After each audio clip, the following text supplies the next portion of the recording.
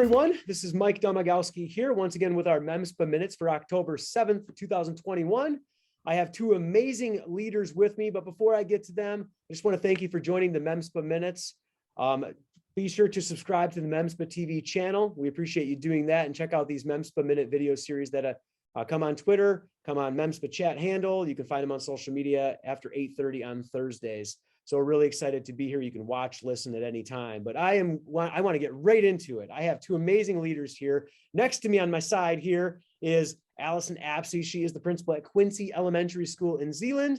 And I have Amie McCaw. She is currently the president-elect for MEMSPA at Sunset Lake Elementary School in Vicksburg, Michigan. But both of them are working very hard on MEMSPA's strategic plan as it pertains to professional learning. So welcome, Allyson, and welcome, Amie. Thanks, Mike. So excited that you guys are able to join us today for our conversation about professional learning with MEMSPA, the MEMSPA strategic plan. So I guess first and foremost, the question I have is, how did you get into MEMSPA really quickly? Like, how did you get into professional roles as it pertains to the board or any major roles? I know, Allyson, you were co-state and federal relations coordinator. I know, Amie, you've been involved with PD in the past and chaired that. So you've been in roles in the past and currently. So can you talk about that for a little bit? Just talk about yourselves and introduce yourselves to anyone listening and watching. Yeah, thanks, Mike, for having this.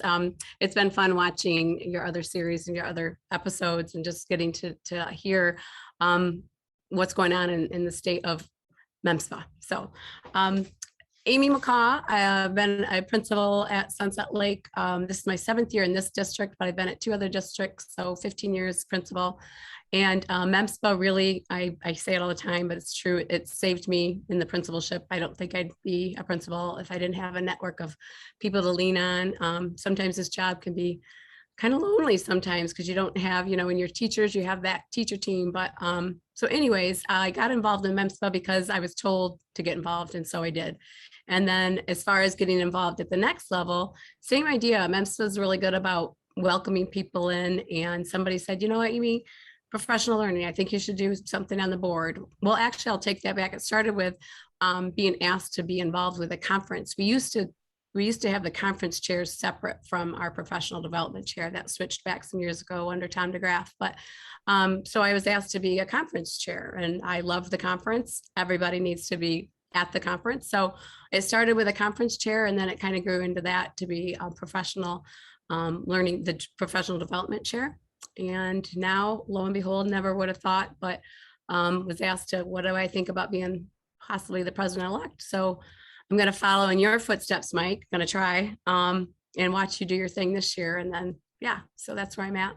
You're going to do great. And thank you so much for your leadership. You've been an amazing leader, and really excited to work with you as president-elect. But we have Allyson Apsey here as well. So Allyson, you want to introduce yourself and talk about some of the many roles you're currently in and the things you've also done in the past.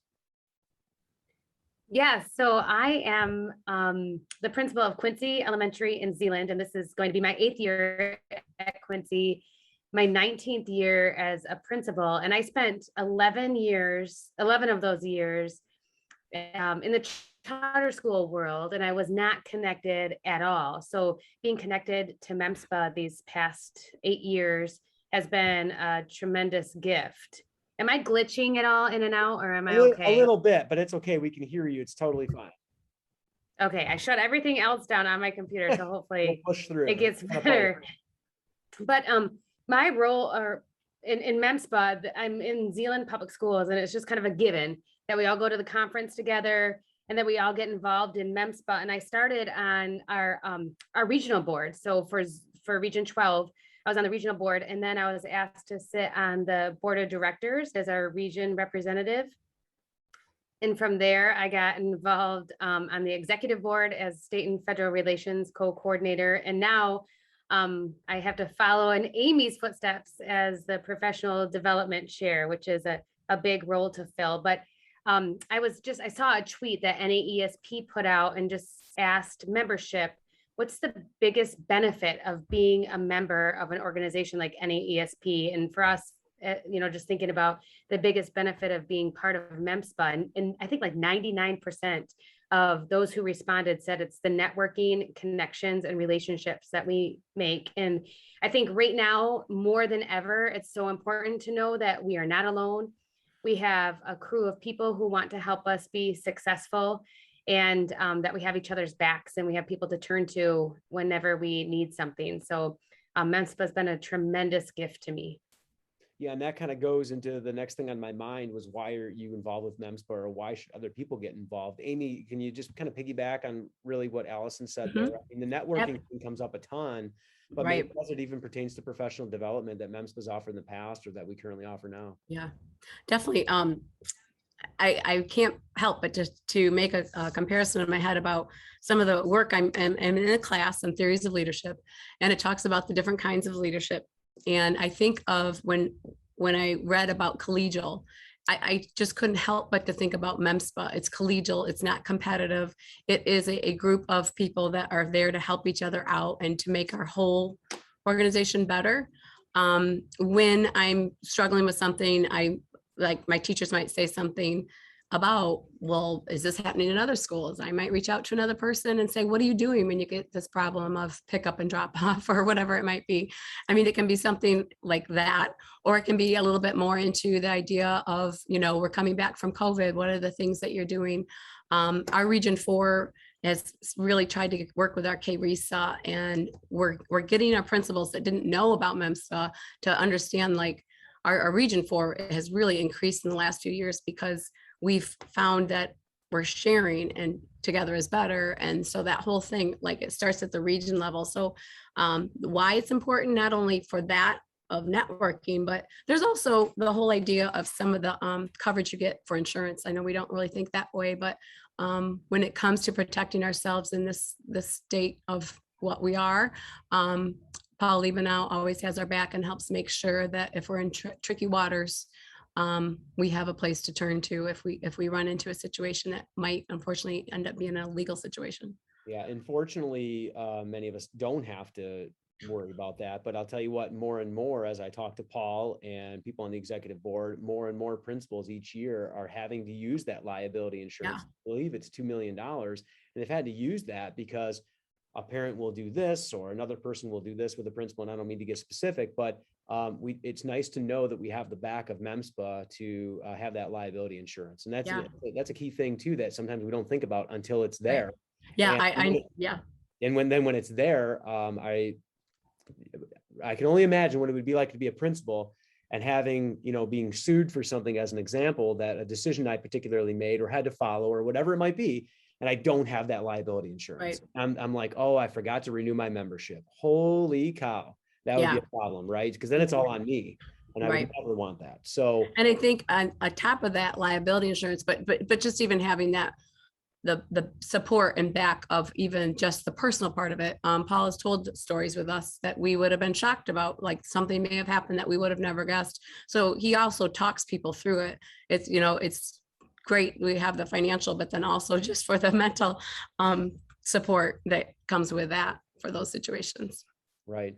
So I appreciate all your work you guys have done thus far in the strategic plan. So let's just take a couple minutes here and talk about the strategic plan, because for those people listening or watching, they may not still know that MEMSPA is in the middle of a strategic plan. We're kind of towards the end of that planning process. And now we're going to really start planning for action, as how I kind of view it over the next couple of months. So can you talk about professional learning, or even professional development, but professional learning work that might become apparent over the next maybe 6 to 9 months, something like that, or this school year? What can people expect that might be coming out of MEMSPA? What are some things within our strategic plan that you've talked about thus far as it pertains to professional learning?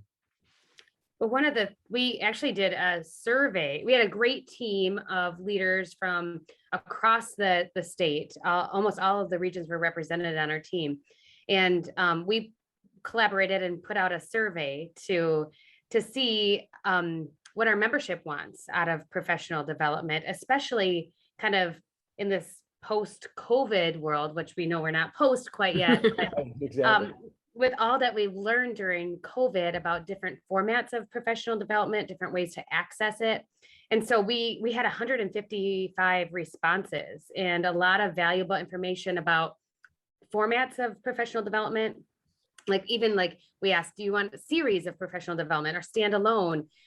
You know, what about questions about the annual conference and Summer Leadership Institute? And we got feedback that we want in-person professional development, but we also are looking to have virtual options continue to be available so that we can access more learning together as we go. And then, you know, regional options as well as statewide options. So I'm just really thinking through how can we best meet the needs of our membership. Yeah, I think we learned, like Allyson said, it was a great team. We had Sydney Malik from the staff as part of the leadership part of it. So with the three of us finding out from that survey, flexibility, I think was the big word, that people wanted flexibility. They want, yeah, somewhat in person, somewhat virtual. So like you said, Mike, we're getting to that planning part. We have our big retreat for the board next week or this week. And so we're going to start thinking about how we can plan accordingly, because some of the work will be that diversity, equity, and inclusion, making sure that we have advocacy for strengthening. And so we're going to actually support some of the other work as professional learning team. Like we're going to be supporting some of the other big ideas. Yeah. And when you think, go ahead, Allyson. oh, sorry, I was just going to say, when you think about professional learning, it's planned well in advance. So really our plan doesn't start until the 2022-2023 school year. So we're really looking ahead on the professional development that we can provide membership. Yeah, Right. Cindy always reminds us. Now remember, because we'll go to a conference and people will say, "Who have this person next year?" And we're like, "Oh, we've already pretty much have next year." You know, Right. so we really have to think out almost 2 years ahead.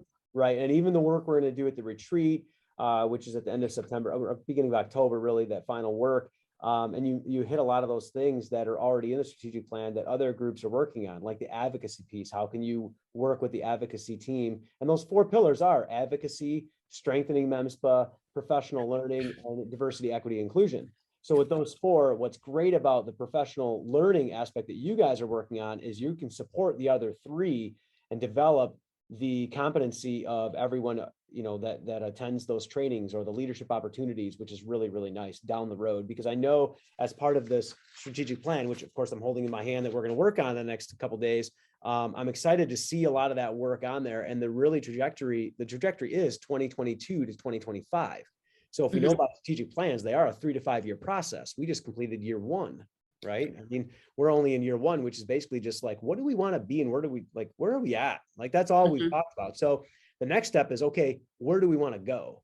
You know, right. So it'll be nice to see some of the action steps come out at the end of the year for next year. Like you said, Allyson, 2022, 2023, about what opportunities are there for administrators or lead teachers to take advantage of as it pertains to the MEMSPA strategic plan. So like I said, the advocacy piece, the legislative piece, what are we going to be advocating for? Strengthening MEMSPA as a whole, and then also diversity, equity, inclusion, which is a really extremely important one as well. So it'll be really interesting what you guys come up with and what those action steps are. Before we go, because we really want to spend time on that professional learning piece as it pertains to the strategic plan, is there anything that you'd like to share with anybody listening or watching, tips, tricks, highlights, school year, anything else, professional learning, not professional learning, anything else you'd like to share? I think, well, we both have to put the plug in for making sure that you've scheduled or registered for our annual conference in December 8, 9, 10. It's up in Traverse City and we're back in person again because we missed out last year. So we're excited about being together again in Traverse City. And so hopefully everyone will get out there and register and make sure you get your hotel figured out because it does go fast. And then Taryn Hurley, our amazing rock star, work on the webpage, you know, getting on the webpage if you want to know in professional learning what's coming up. That's a good place to go. It has been, and I'm going to say, if you can't do it, it's okay. Don't have guilt. Like we've had to unfortunately cancel some professional learnings because we just haven't had the numbers, or it's just we're being pulled too hard.